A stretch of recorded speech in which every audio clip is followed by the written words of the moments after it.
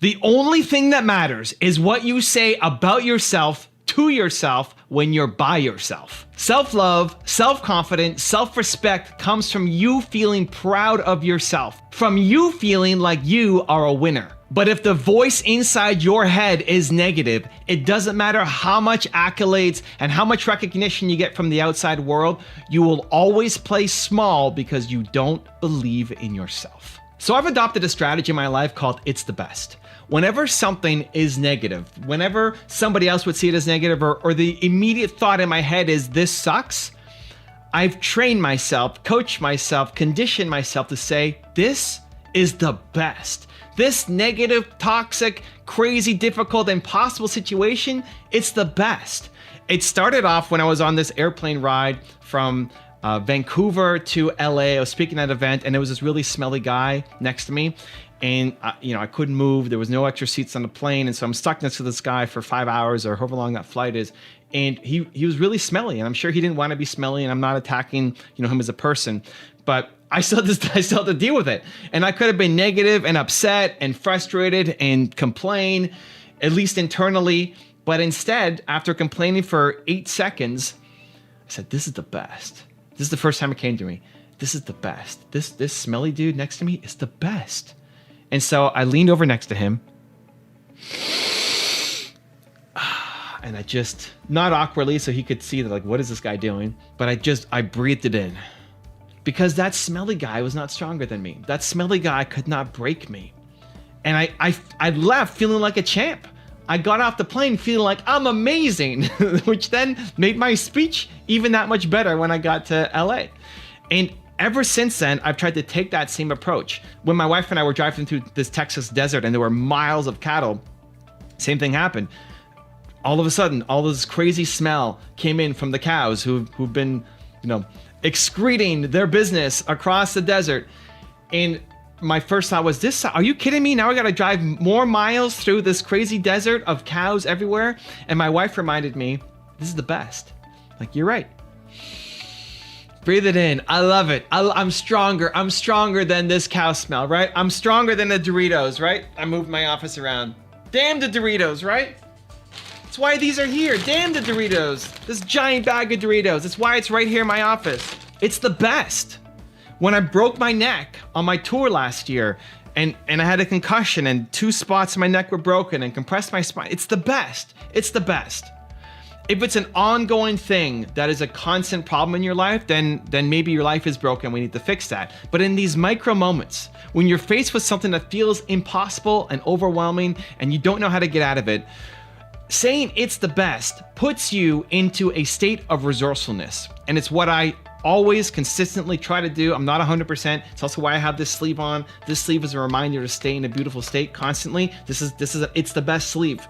And so it's bright, it's in my face, I see it, it's a constant reminder. When I'm out in public, people ask me about it. What is it? Are you covering up a tattoo? When I'm on stage, people think that it is a tattoo. Like, no, it's just my reminder to say it's the best, to be in a beautiful state as much as humanly possible.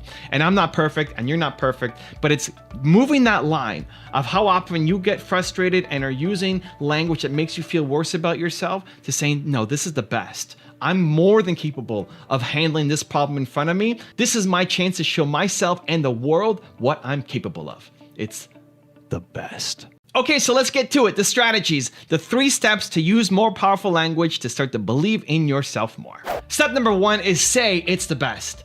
I challenge you right now to think about some negative situation that's happening to you right now.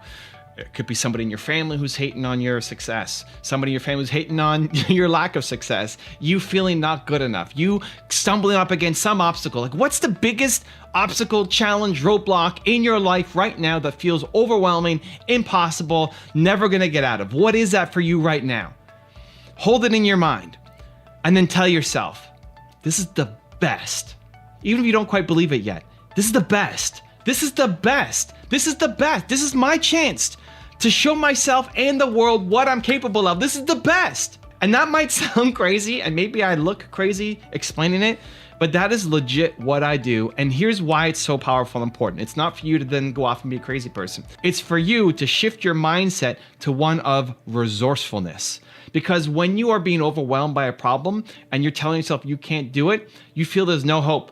You're not being resourceful at all. There's no solution. You can't get out. And so you feel suffocated, enclosed, hopeless. You're never going to create an amazing life for yourself or even just solve that problem by feeling like that. By feeling trapped and hopeless, that's not where your creativity will come from.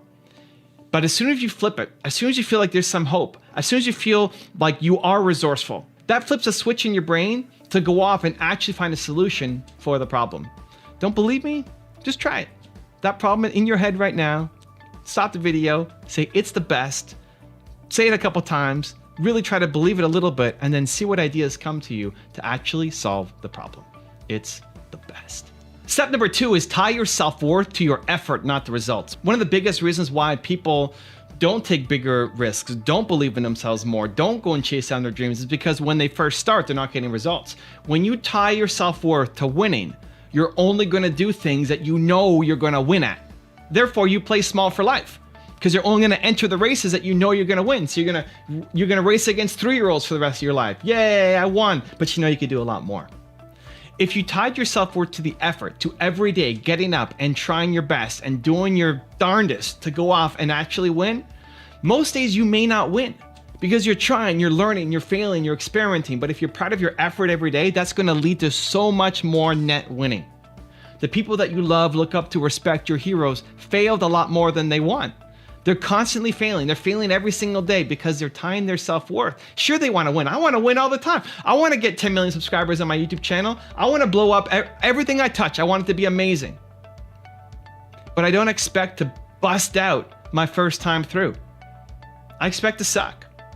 But I'm tying my self-worth, my self-love, my self-belief to my willingness to get up every day and attack it. And I'm measuring my progress. Did I learn? Did I get better? Am I improving? So practice that today. Put your max effort out. And even if you don't get a result, you pat yourself on the back. Say, I'm super proud of my effort. Let's do it again tomorrow. And step number 3 is reverse scary, difficult, or hard. So those are 3 words. This video is about language as well, right? So those are 3 words that whenever I hear myself say, I have to then go do it. So if I say something is scary, difficult, or hard, those 3 magic words means I have to go do that thing. Scary, difficult, and hard are not acceptable reasons for not taking action. The fact that I set them, the fact that you're thinking them, means you have to do it. Because this is how it happens. You don't want to teach yourself that you come up with an idea, it's scary, and then you don't do it. It's scary, I don't do it. It's difficult, I don't do it. It's hard, I don't do it. You're teaching yourself that you suck. The cycle in your head is an ongoing negative downward spiral saying, I can come up with great ideas. You know you're not going to do it because it's scary, because it's difficult, because it's hard.